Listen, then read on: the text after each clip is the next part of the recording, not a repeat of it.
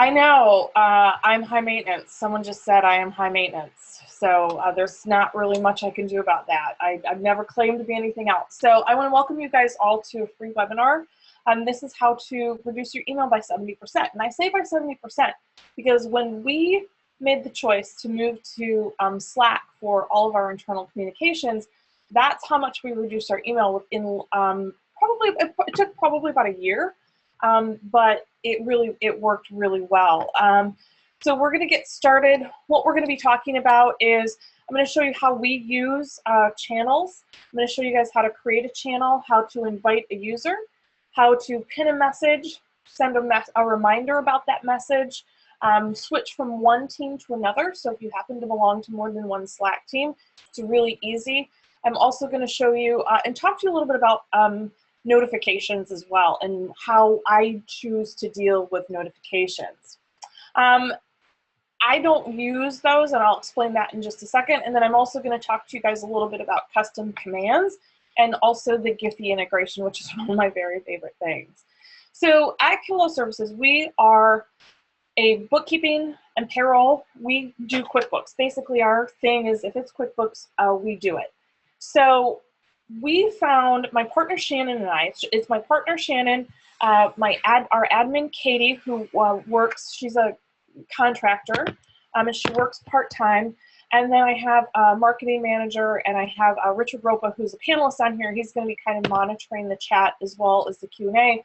But he facilitates the roundtable that we do through StacyK Academy. It's kind of StacyK Academy 2.0. In our practice at Kilo Services, we choose to not, what we were finding is that when we were emailing, we would get an email from a client, or we would send an email, and this email conversation would be happening. And Shannon and I would have a conversation in email back and forth. And then it would kind of morph into a conversation about another client issue or something related or something completely different. Sometimes we would have conversations via text message. Sometimes we would have conversations via Google Chat or Google Hangouts. So what was happening is things were getting lost in the shuffle. They were falling through the cracks, and we couldn't remember where we had that conversation. So we made the choice to move to Slack. And the way that we work with Slack is, you can see on the screen, Shannon and I use that for internally all of our client communications between each other. These are all internal communications. We reserve email strictly to get information to and from our clients. Our clients prefer this. They think that it's the easiest way to communicate with us. And so if we need to get any information, attachments or documents or information to and from, we do that strictly in email. So what happens is when we get an email from the client, we then have the conversation over in Slack. And we'll get to that. I'm going to jump into Slack in just a second. And I'm not really going to spend too much time in the slide deck because I want to get directly into Slack so I can show you.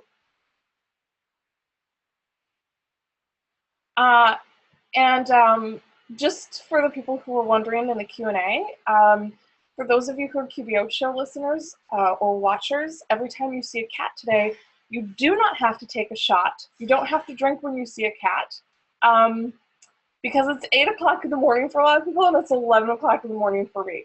So to that Q&A, I'm going to say no. Okay, so the first thing I want to talk about is desktop notifications. So when you log into Slack, and I'm increasing the size so you guys can see this, Slack is going to ask you to enable desktop notifications. I really choose to not have these turned on at all.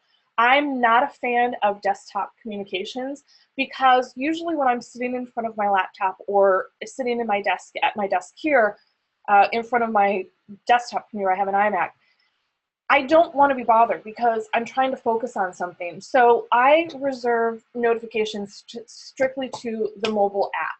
So if I get a notification, I'll see that on my phone, and I can see what it is, and then I can choose to go deal with it. I'll just see, oh, hey, I have a Slack message. I can then log into my Slack team from my computer, from my web browser, and deal with it then if it's a good time. If not, then I wait to do that. So that's one of my things about notifications.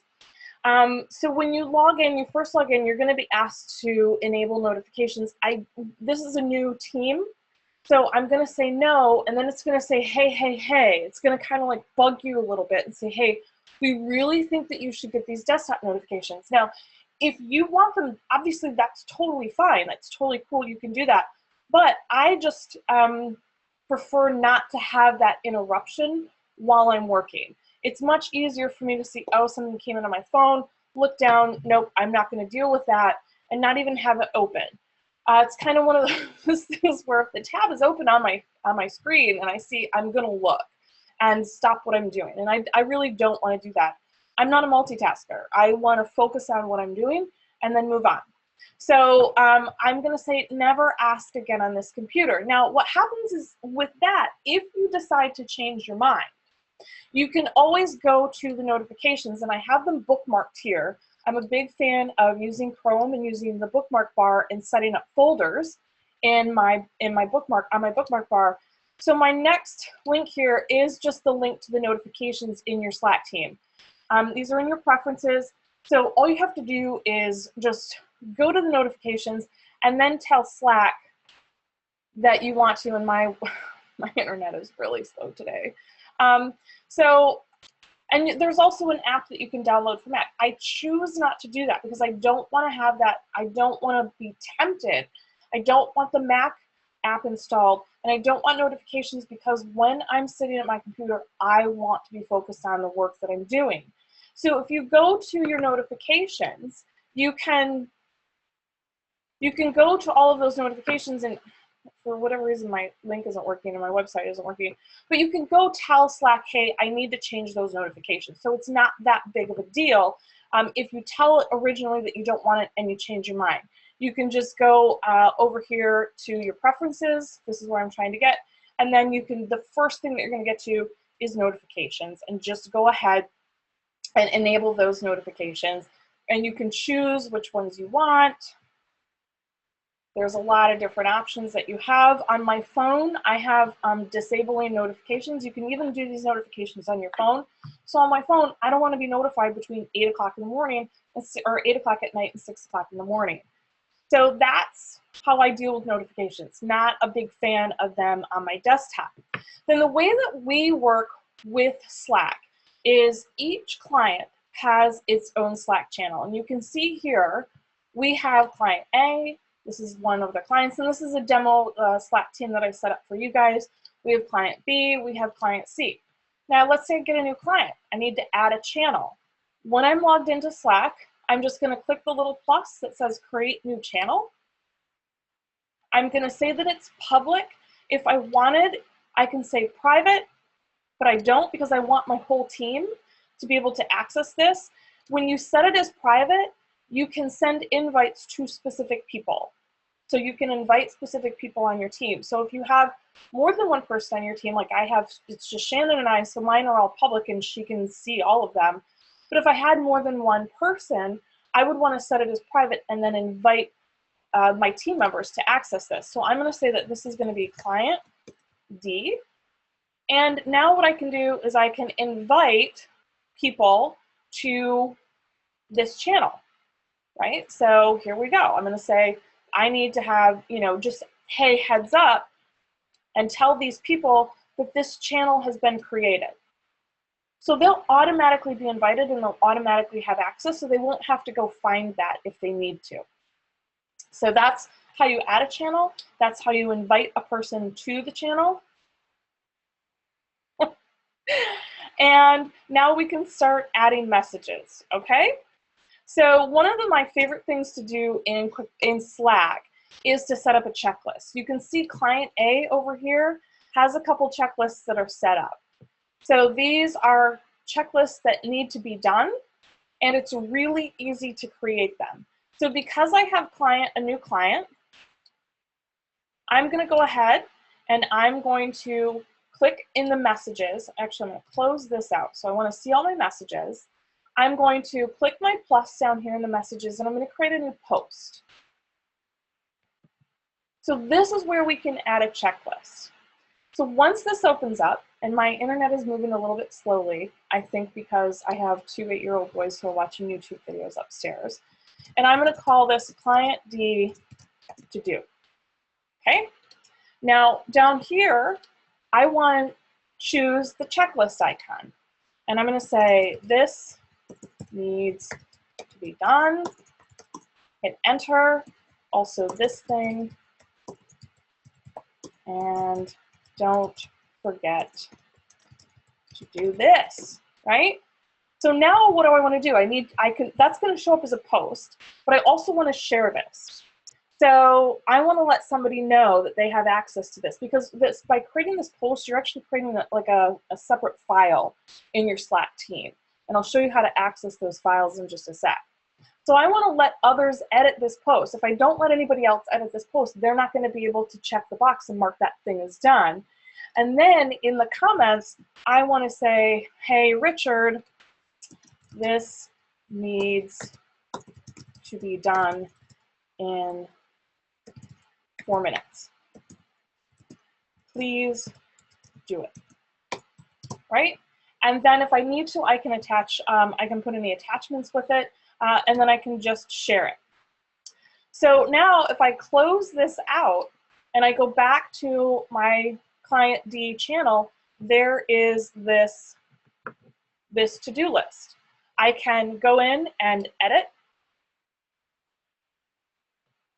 or Richard, my teammate, my Slack teammate, could go in and mark these things as done. And you can just check this off. I'm done editing. That's saved. And when you go back into your Slack channel, you'll be able to see that those things are done. So just one of my favorite things is setting up those checklists. They're really simple to do. It's really nice if you have a little project. We have a Slack checklist that we use for StacyK Academy when we're getting ready to promote it. Has this graphic been posted? Is it scheduled? What channels is it going to? So it's pretty fun to do. I just love Slack checklists. Now, if I want to see all of my Slack checklists, I have them bookmarked. So I can just go over here to my file. And these are all of the files. So if I go to my files, right, here's that client to do. There's a couple other checklists that I've created, client A checklist. And they're right there. It's really simple. So basically when you're creating a post, you're creating that checklist, you're creating a file, and you're adding it to your Slack team. Now, the next thing that I want to mention is maybe I need to pin this post. This is a to-do list. These are things that need to be done, right? So I want to make sure that they're easy for me to find. So I'm going to go to that post where I put in the checklist, and what I want to do is I want to pin this, right? So it makes it easy to find. So if I pin this to this client, and say, yep, I want to pin this file.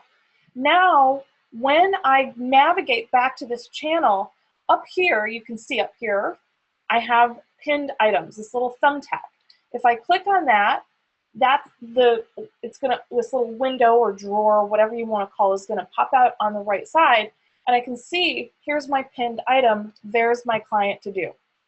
I can pop that out, I can go edit it, I can do whatever I need to do. So it makes it really easy to find.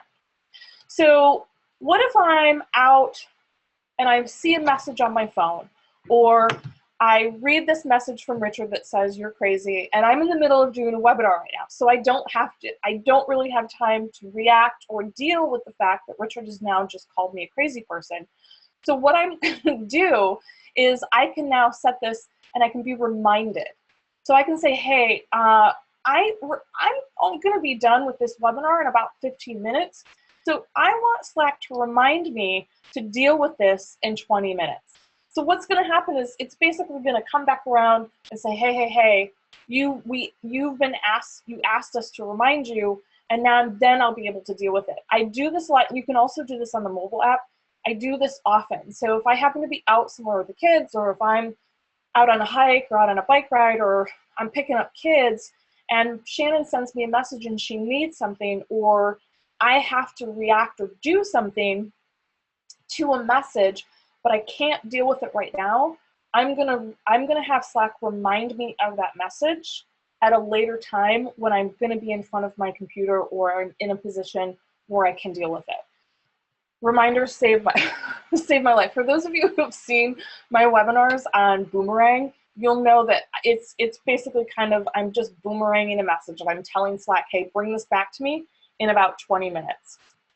And you can even go in and look at all of your reminders if you want to. So the fact that you've told Slack to remind you, so the Slack bot creates that message in that channel, and it says, hey, you've been asked to remind, so you can actually see that history, and that message will stay in that channel, and you can go view all the reminders that you have set up as well. So now if I have access to multiple channels. Maybe somebody else is asked, maybe I have a client who is working with Slack and they invite me to theirs. I just did stuff at Scaling New Heights with ClockShark. So for Scaling New Heights, they invited me to their ClockShark team, Slack team, and they gave me access to just specific channels. How do I get to that? I'm logged into the StacyK Academy channel. That's where I know I can look right here and I can see what channel I'm logged into. Also my URL right here, I know that I'm logged into StacyK Academy. If I drop this down and I scroll to the bottom, I can switch to another Slack team. And I created a Slack team this morning just so that I could show this to you guys. And I can switch to this. So if you, for whatever reason, you may have to have different Slack teams, you know, it's really easy to switch back and forth to those.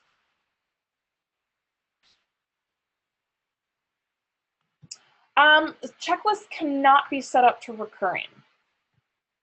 And once the checklist is complete, yes, I will unpin it. You can unpin it. So I just switched to this different Slack team, and I can switch back and forth really, really quickly. And I want to go back to StacyK Academy because the other fun, I want to show you two fun things in the last couple minutes, and then I'm going to talk to you a little bit about integrations. So one of my, I think it's really fun because you can do a lot of customizations with Slack. So one of the most fun things that you can do is you can create your own custom emoji. So we have commands that we can use. And let me go back and show you the commands so that you can see that. So I created a custom emoji in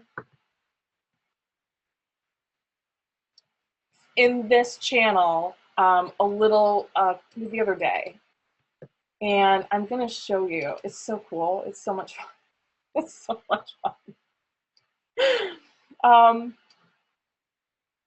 If I type :SKA,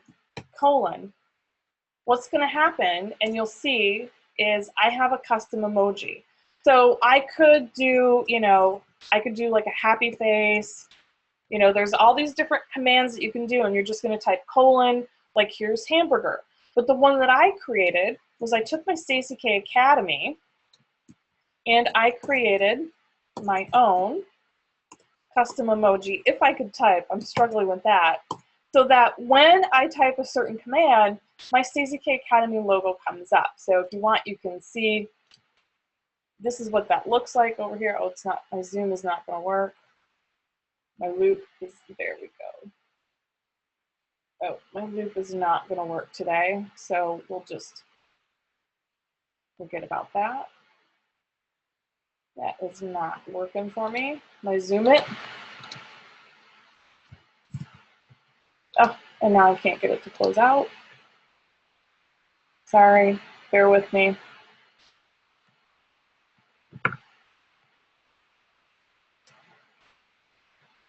My zoom it is not working.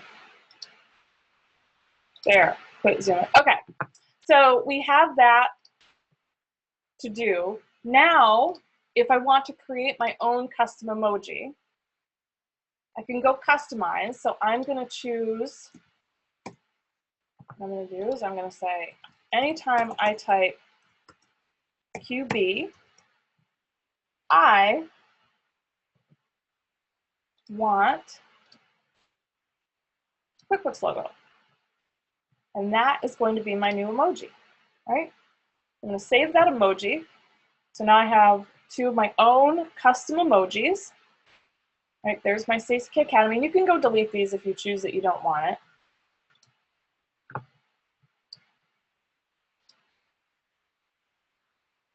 Oh, maybe it's too big. Oh, anyway, and then you can save it. My file is too big. Let me see if I can resize it. It's Monday morning, right? Let me resize the file so that you guys can see how this works, because it's really, really fun. And I want to resize this. Hold on. We want it to be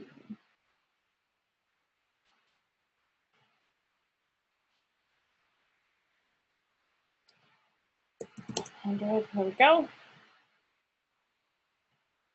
There we go. We'll save that. Now we'll try again. So I just resized that image. I don't think it's going to work. Either that or it's just my internet. But if you save that emoji and then you can go back, like I said, I have 2 8-year-old boys who are watching videos upstairs. It's really fun. And anybody can use it. It's really great. It's one of my favorite things to do is you can put in anything that you want, really. You just have to make sure that your image is the right size.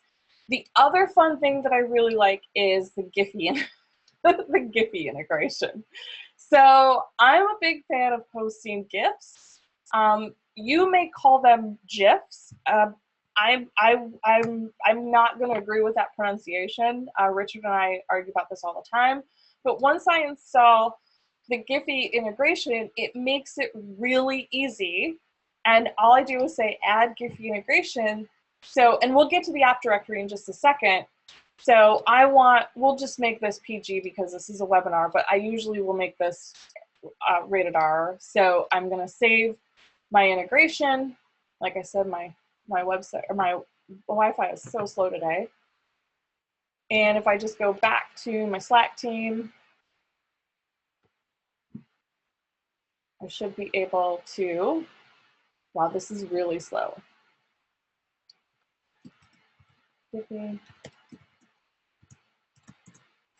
My integration didn't save.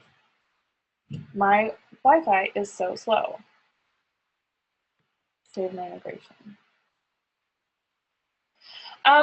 Deborah, I'm gonna show you how to get to app integrations in just a second.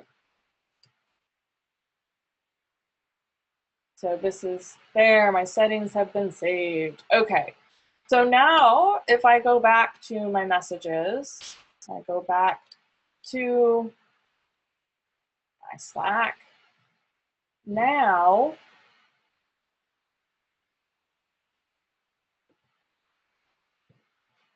I can type, and what I'm gonna do, it's probably not gonna work again. It didn't get saved.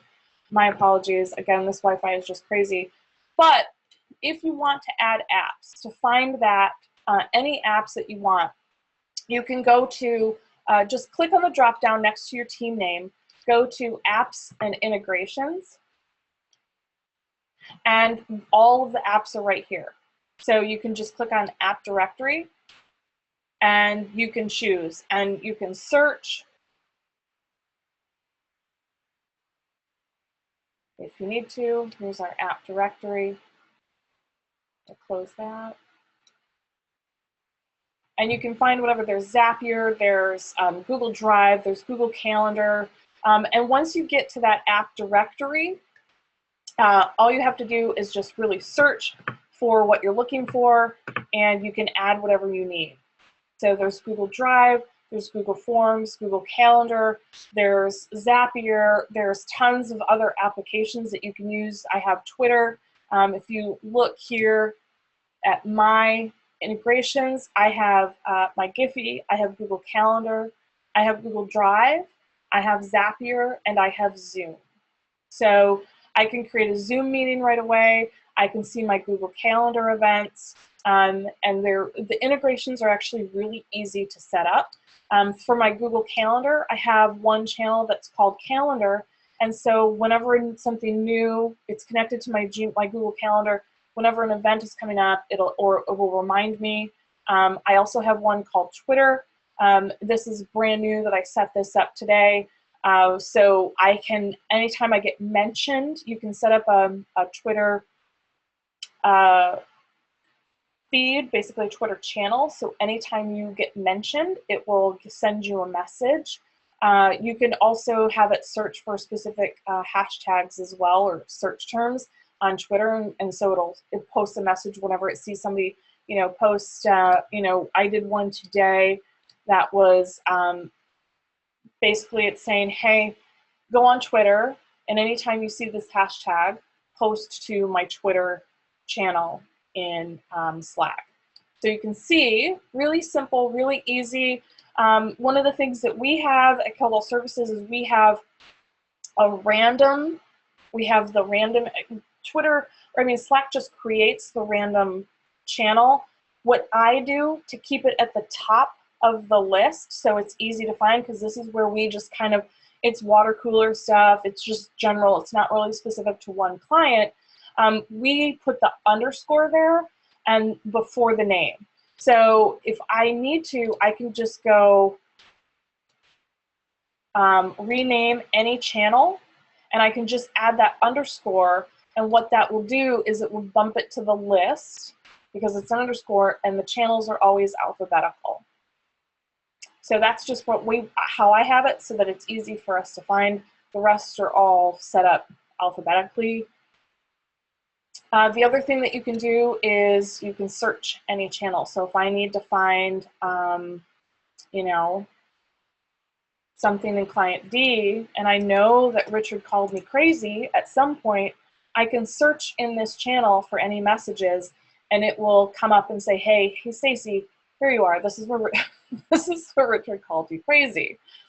So I'm going to get back here to my slides. Like I said, didn't spend a lot of time on the slides, but it gives you screenshots on most of this stuff. The one thing that I do want to say is we have 3 minutes left. I'm just, that once, here's a couple questions. When you add apps, it adds them for the entire team. So, and it depends. So, if I create a Twitter channel and I don't give access to the team, then I'm the only one that's going to see the Twitter channel. So if I create a channel that's private, but normally when you add an app, like I added Google Drive and Google Calendar, if it's an app that's posting to a specific channel, the team has to have access to that channel. However, something like Google Drive or Dropbox, everybody can use that, and everybody can attach documents via Google Drive and share, or Zoom as well. So Gita, hi Gita, you can do a to-do list. Can you copy to another client? You know what, I've never tried that, but I don't know. It's a file. We can see if we can do that. Let's look. I don't know if we can export it. We can share it, but I've never copied. No. So you can't really copy it to another channel. Slack can be used with clients however you want. So if you're going to use it with clients, what you probably do is add the channel, make it private, and then invite that client and just give them access to that private channel. Let's see, I'm just looking for some other questions. Yes, this will be available as a recording, and you'll get a link after this to the recording.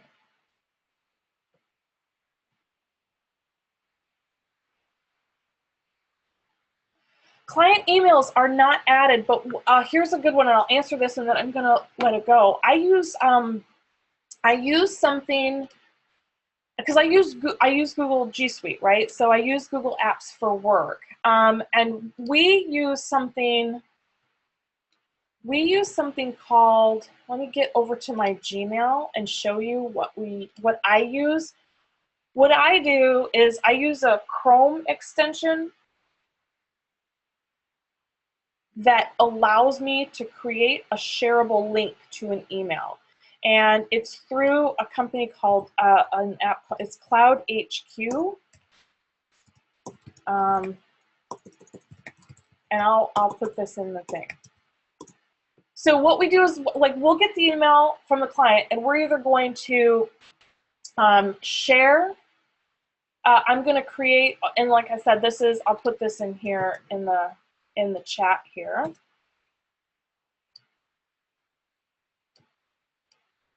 We use this Cloud HQ, and they have a bunch of them, but the one that I'm talking about is basically you can take an email and you can make a link to it. So let's say I open this email. Let me make this a little bit bigger. Let's say I open this email. I'm either going to take a screenshot of this, and I'm going to upload it to the Slack channel as a picture, as a file, or I have this Cloud HQ, this link, and you can see my Cloud HQ is over here. What I can do is I can create a link to this email. I can copy it to the clipboard.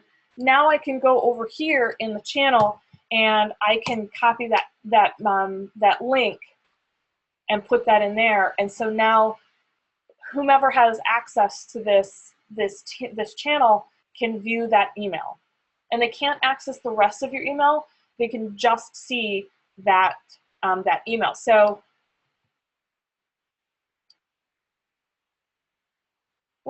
and there it is. So you can see that's just the email. They're not, they don't have access to my whole inbox. And Stephanie, I don't know, Steph, I don't know how long the Cloud HQ link is active.